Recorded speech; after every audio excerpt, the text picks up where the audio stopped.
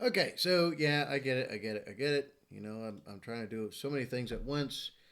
Um, I'm doing my best. Patience is a virtue, and I'm trying to squeeze all this stuff into a Sunday. Okay, which is why I'm getting drunk because yeah, I'm not working today, so I'm not making any money. Maybe I should get back into rapping. What do you think?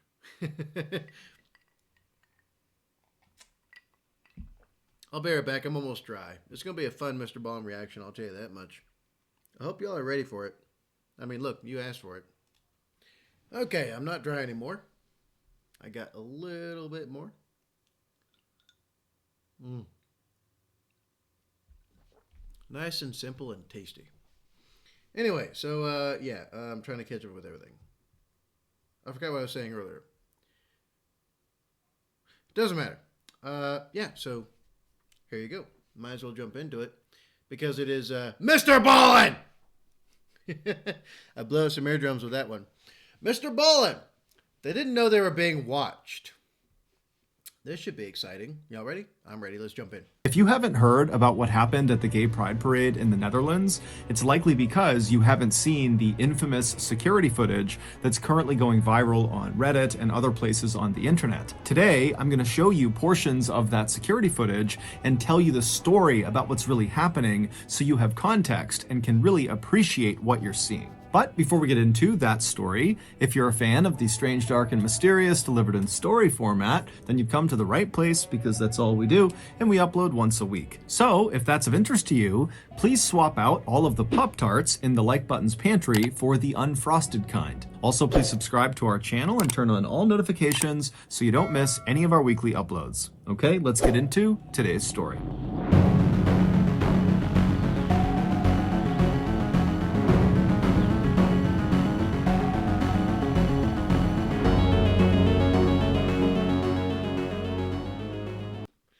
Oh, man. Oh, man. I love this. I love this. Love MrBallen. His content is awesome. He's an awesome dude. Wish I had met him while we were both in the same O operating overseas in the same place. Because it's kind of funny that that happened. A few times, actually. Let's get it going. Pride Amsterdam. Okay. The big deal is not that it's pride. The big deal is that it happened to people in general. It doesn't matter if it's pride, doesn't matter if it's anything else. It happened to people, so it's bad. Period, across the board. And that's what I'm sticking with. Let's keep going. No, don't do it.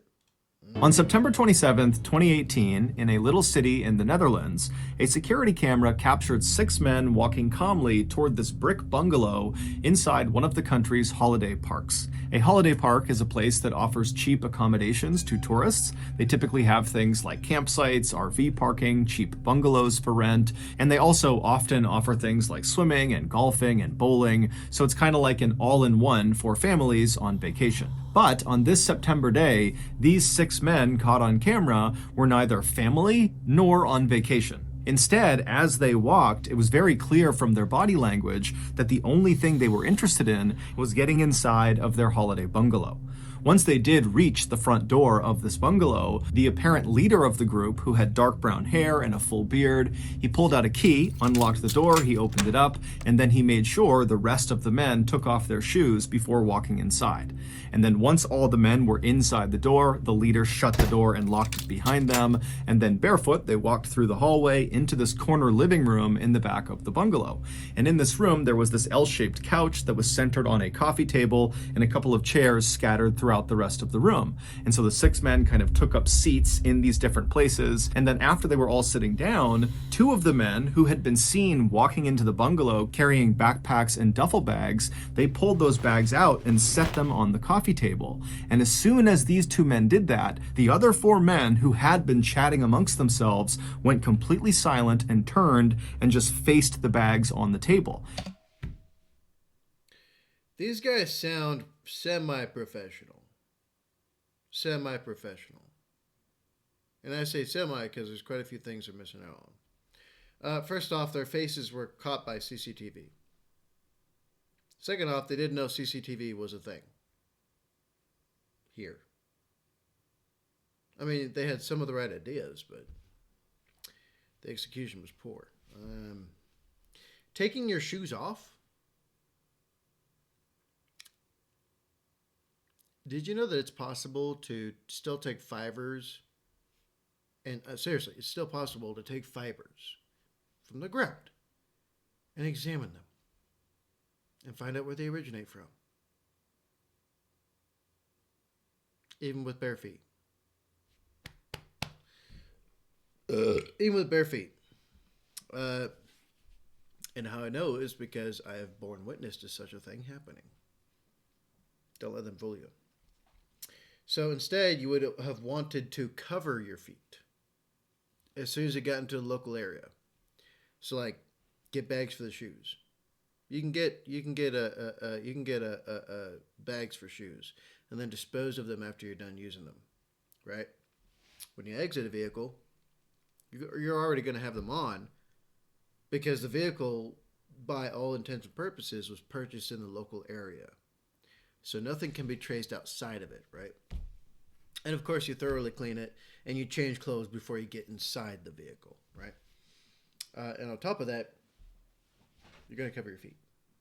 You're going to get some kind of like bags you put around your feet, so that only the local area flora, fauna, fibers of every kind is going to be present, right?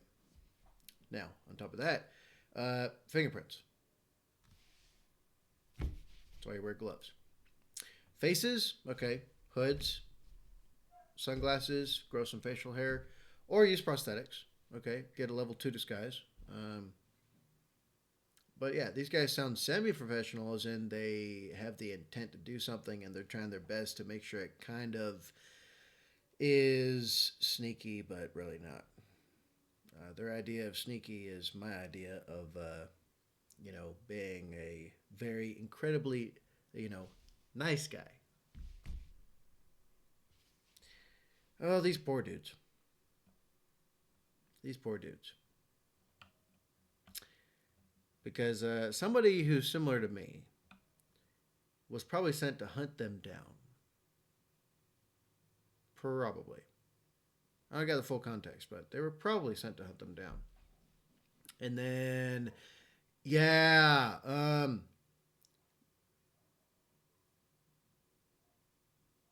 if steel wasn't put through bodies, I'll be severely disappointed. Let's keep going.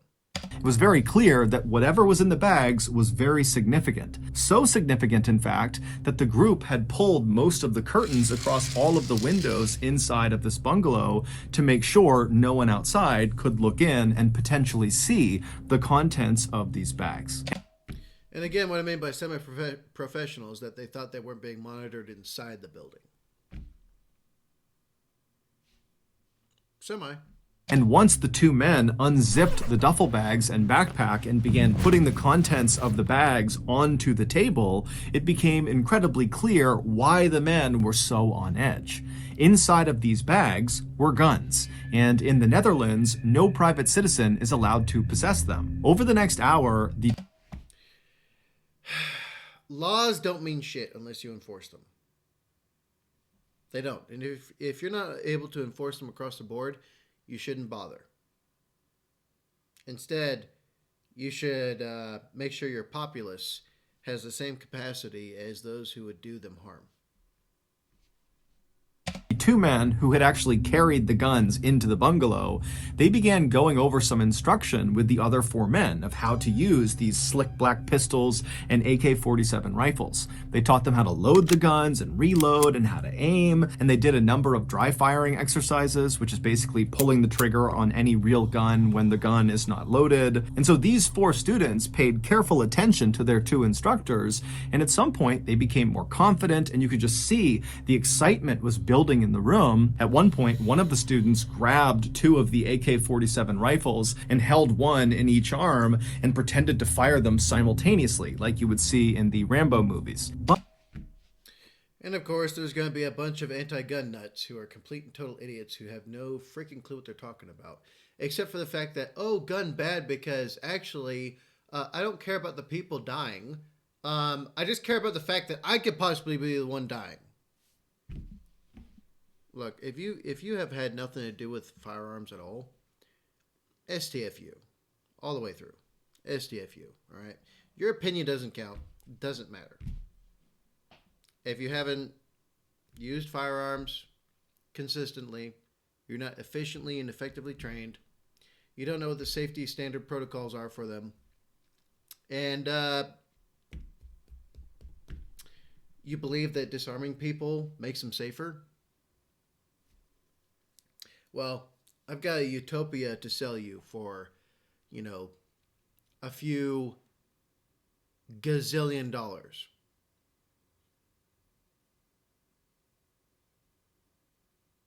Yeah.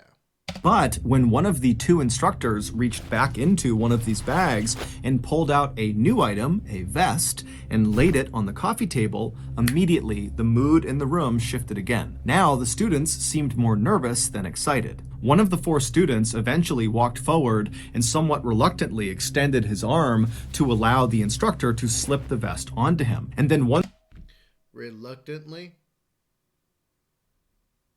Reluctantly? That looks pretty willing to me. I think I heard about this one. I'm pretty sure I heard about this one. Once the vest was put on the student, you can see in the camera footage there are pockets all over this vest with little wires poking out of them. This vest was a suicide vest, and the pockets contained explosives. In fact, I think I know some of the guys who are peripherally involved in the reaction to this event. Probably. If it's the same one I'm thinking of. Maybe. Or actually, maybe not. Maybe not. As one of the instructors showed the student in the vest which cord to pull in order to detonate himself, you can hear in the background someone saying, "When the police come, you can take them with you." A little over 2 hours later, these 6 men were done, and they began packing up their arsenal of new weapons back into the bags, and then they stood up to leave. But when they left, it was the students who had the bags of weapons, not the 2 instructors. Once the 6 men had left the bungalow and were back outside again, they put their shoes back on, they locked the bungalow behind them, and then the 2 instructors were seen on camera walking away from the bungalow to a separate car. They drove off, and then the 4 men that now had the weapons, they walked to a nearby white cargo van, which contained 1 other man who had not been inside of the bungalow with them, but he was very much a part of this group. He was their driver. And so as the 4 men with guns... Which makes sense. That sounds like a standard operating procedure for pretty much anyone, right? Your driver has to stay with the vehicle for the maximum amount of time that they can, if you're doing anything. So what's unfortunate about a good amount of this is that some of the SOPs that they're using, they actually got from, well, us. A huge amount of it. Because before it used to be just like, this is basic level, like surface level stuff, okay? That I'm going to describe to you. But before it just used to be like whoever survived the longest, they were the ones who were employing tactics that were most useful to keep them alive, to do repeated fights. You know what I'm saying? Thus the saying, like, beware an old man in a profession where men die young, right? So, like, all the stupid ones would die immediately. The wiser, smarter ones who are better about it would be the ones that would survive onward. Now, when you regiment, when you replace experience to a certain degree with training and regimentation, like a regimented military, like the U.S. military, things change pretty quickly. When we were first encountering, insurgency, when we first encountered like asymmetrical warfare, at least in my time, when we first encountered it, we would just basically wipe out whoever was involved, or at least the units I was with did. Some other units, they just suppressed the enemy and killed a few of them and then let them go. But they started to actually watch us. And they started to learn from us. Next thing you know, they're doing Battle Drill 6 Alpha on us. And I'm watching it happen. So we had to be that much better at our own battle drills comparative to the enemy. Because they would be like training themselves on how to counter us by using our own tactics. With at the core tactics they used against the Soviet Union and each other for the longest time, right?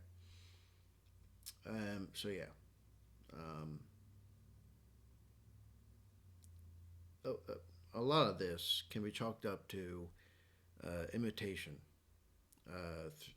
imitation and innovation to a certain degree. Thank you, CIA, for some of that. Because a huge amount of the blame does fall on the CIA because they trained a bunch of these people that became trainers of people that didn't like us. That's why I have a huge distaste for spooks. But anyway, I'll stop rambling. I'm sorry. I've gone way too long on this. And actually, I totally have no experience with this at all. Totally none. Let's keep going. Approached the white van, the driver saw them, he climbed out, he ran around to the back and opened up the back doors that led into the windowless back cargo area of the van, and the four men with guns, they climbed inside. The driver shut the van, climbed back into the driver's seat, and then before long, the driver was leaving the parking lot and heading north towards the city of Amsterdam, which is the capital of the Netherlands. Every year, Amsterdam plays host to one of the largest gay pride parades and events in the world. The location is significant to the LGBTQ community because it was here in 2001 that the first gay marriage bill was signed into law, making the Netherlands the first country in the world to legalize gay marriage. So, for 1 week a year, hundreds of thousands of people pour out onto the streets and line the canals of Amsterdam, all drawn together to affirm gay rights and to celebrate their sexual expression, preference, and identity.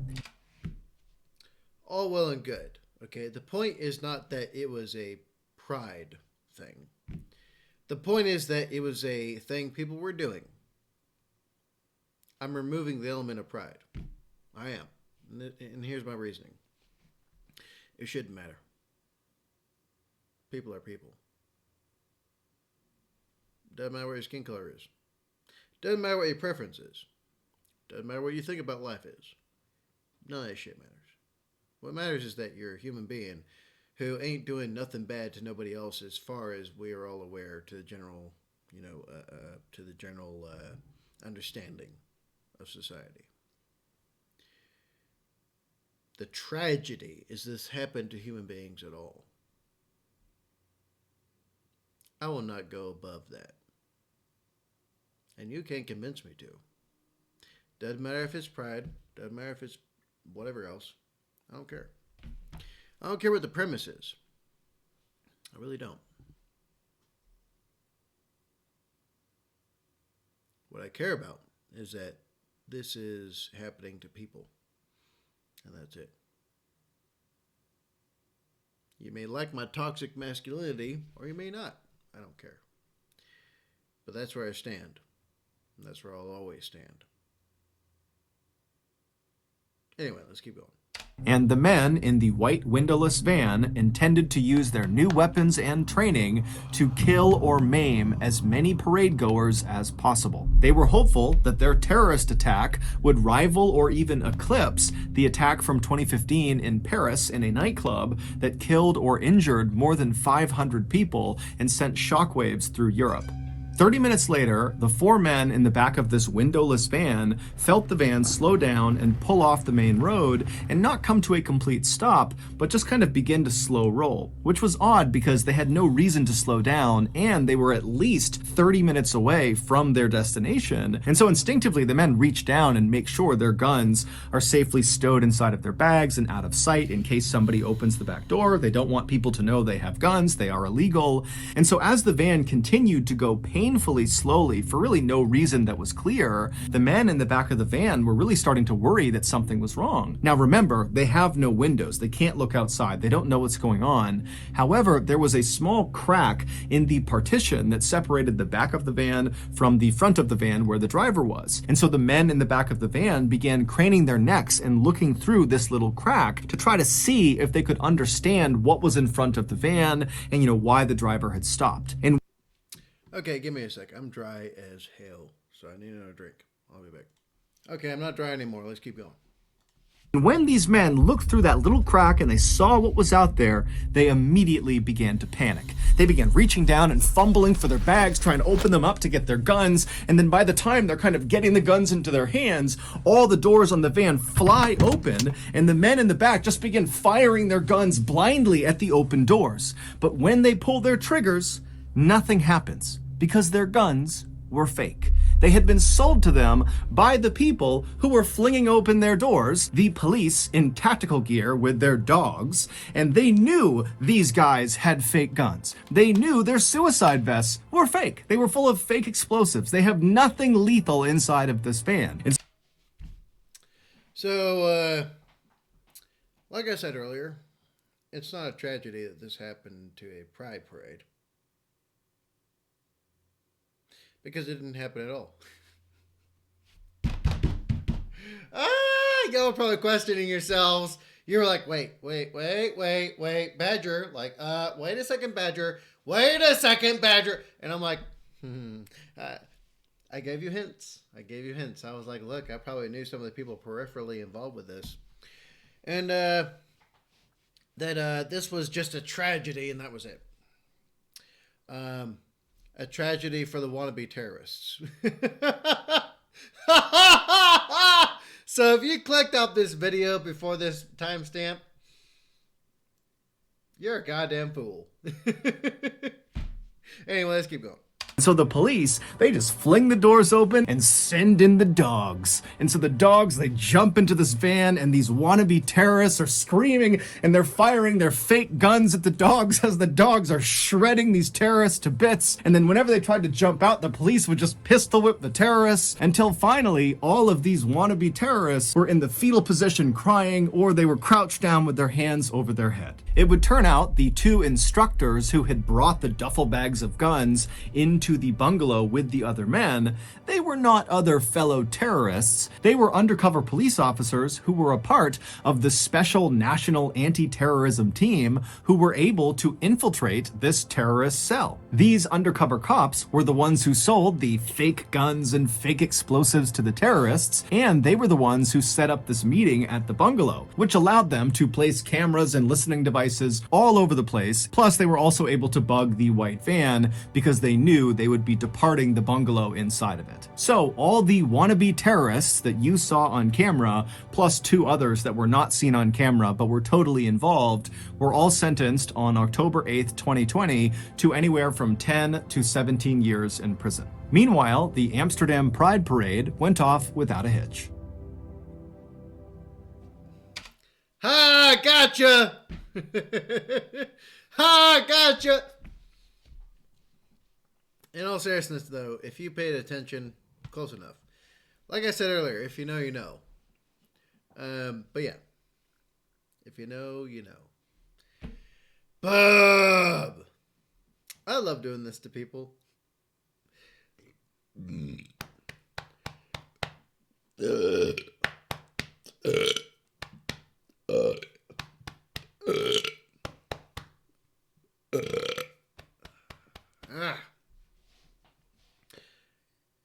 I'm not full of it yet. I need more alcohol. Anyway.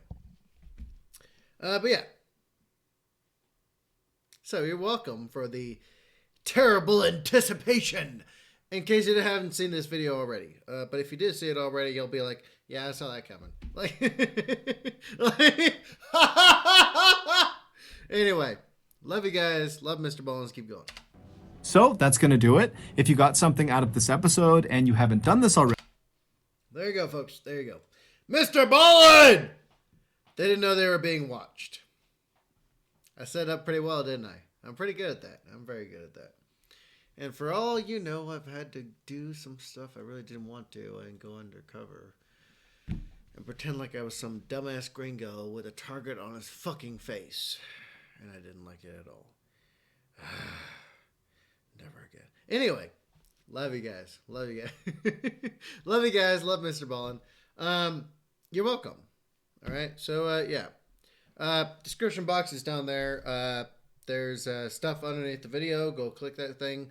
Click the join button. Fund by toxic masculinity, please. And yeah, be good. Be safe. Make good. Seriously, you don't have to like me at all.